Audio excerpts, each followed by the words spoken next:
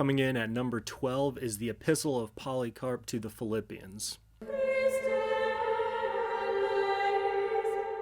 This is the only extant letter that we have from Polycarp. Polycarp was the bishop of Smyrna, which is a city in Greece, and he was martyred for the faith. Irenaeus and Tertullian tell us that Polycarp was a disciple of John. The letter was written in the early 2nd century. It reads similarly to letters we see in the New Testament. We have encouragements, there's exhortations to holiness, and warnings against false teaching and apostasy throughout. He begins the letter saying, Polycarp and the presbyters with him to the church of God sojourning at Philippi. This is interesting because he mentions that he's with other presbyters. And so just as far as church government goes, I suppose you could read that in all kinds of different ways, but it does appear that he's with local presbyters where tradition has him as the bishop over those presbyters, the overseeing presbyter of the presbyters, which is how I would view what was happening then. And I think we can model current church governments accordingly. Later, Polycarp appears to be pushing against the Docetic heresy, those who denied that Christ came in the flesh. He says, for whosoever does not confess that Jesus Christ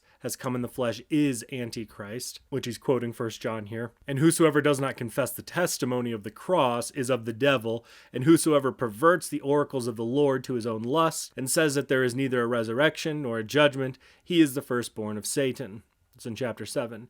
So he's saying avoid the docete and persevere in fasting and in prayer. It makes sense that Polycarp, being a disciple of John, would warn of these things, since John also warns of these things. He quotes John right in them.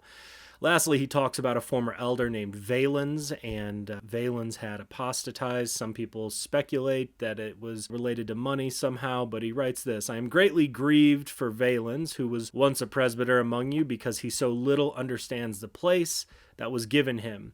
I am deeply grieved, therefore, brethren, for him and his wife, to whom may the Lord grant true repentance, mentioning of repentance, and be then moderate in regard to this matter, and do not count such as enemies, but call them back as suffering and straying members, that you may save your whole body. For by so doing you shall edify yourselves. I appreciate this. It's an expression of grief on the account of an apostatizing presbyter. And I think it's a great word to the Philippians. He's saying, be moderate towards him, this lapsed brother. Don't count him as an enemy, but call him back as a straying member. He's desirous of saving the whole body, which is excellent.